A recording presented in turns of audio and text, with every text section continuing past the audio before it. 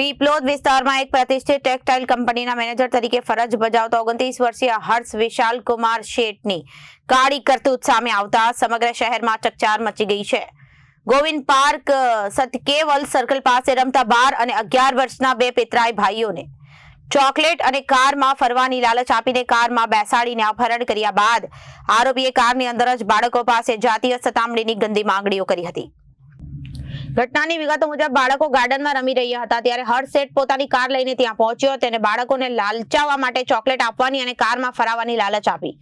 વધુમાં તેણે કહ્યું કે જો તમે મારા ઘરે આવીને સાફ સફાઈનું કામ કરશો તો ઘણી બધી ચોકલેટ આપીશ। બાળકો તેની વાતમાં આવી ગયા અને કારમાં બેસી ગયા। કારમાં બેસાડી બાદ આરોપીએ બાળકોને શહેરના રસ્તાઓ પર ફેરવવાનું શરૂ કર્યું। થોડીવાર બાદ તેણે પોતાનું અસલી રૂપ બતાવ્યું। ઉમરા પોલીસની તપાસમાં બહાર આવ્યું કે તેણે બાળકોને કપડાં ઉતારવા માટે દબાણ કર્યું અને જાતીય સતામણીના ઈરાદે ગંદી માંગણીઓ કરી।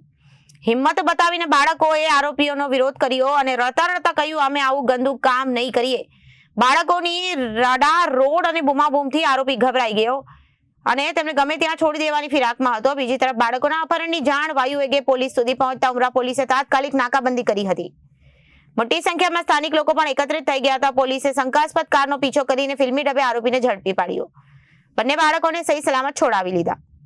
ઉમરા પોલીસે હર્ષ વિશાલ કુમાર શેઠ વિરુદ્ધ અપહરણ અને પોક્સો એક્ટની કલમો હેઠળ ગુનો નોંધી તેની ધરપકડ કરી છે। આરોપી સાધન સંપન્ન પરિવારથી આવે છે અને પીપલોદની એક જાણીતી સ્કૂલ નજીક રહે છે, છતાં તેની આવી વિકૃત માનસિકતાને સૌને સ્તબ્ધ કરી દીધા છે।